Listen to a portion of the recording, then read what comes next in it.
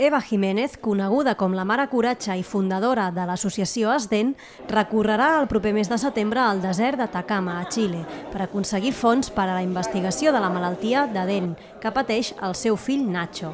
Així ho ha anunciat ella mateixa aquest dilluns a l'Auditori de Can Roig i Torres, on s'han presentat els detalls de la nova aventura, l'èpica Gaes Atacama, i on ella ha donat a conèixer els avenços que s'han fet quant a la recerca de la malaltia.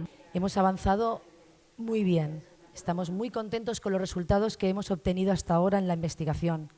Tal cual es así que nos podemos enfrentar ya a una siguiente fase. Estamos hablando de una fase en la investigación hasta llegar a ensayo clínico, en la cual sube un coste de 1.239.368 euros.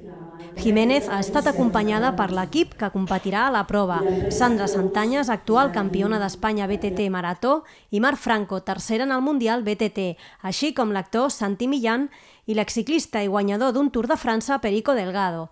L'alcaldessa de Santa Coloma de Gramenet, Núria Parlon, present també, ha destacat la capacitat solidària de la ciutadania.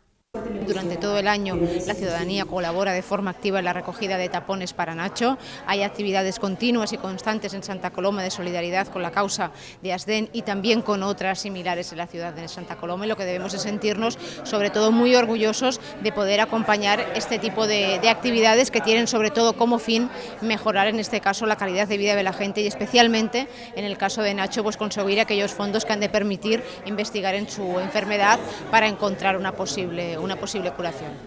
Els participants del nou repte recorreran 500 quilòmetres del desert més àrid del món i travessaran els Andes fins a la costa del Pacífic en bicicleta, una iniciativa més per aconseguir un tractament per a Nacho i tots els malalts de Dehn.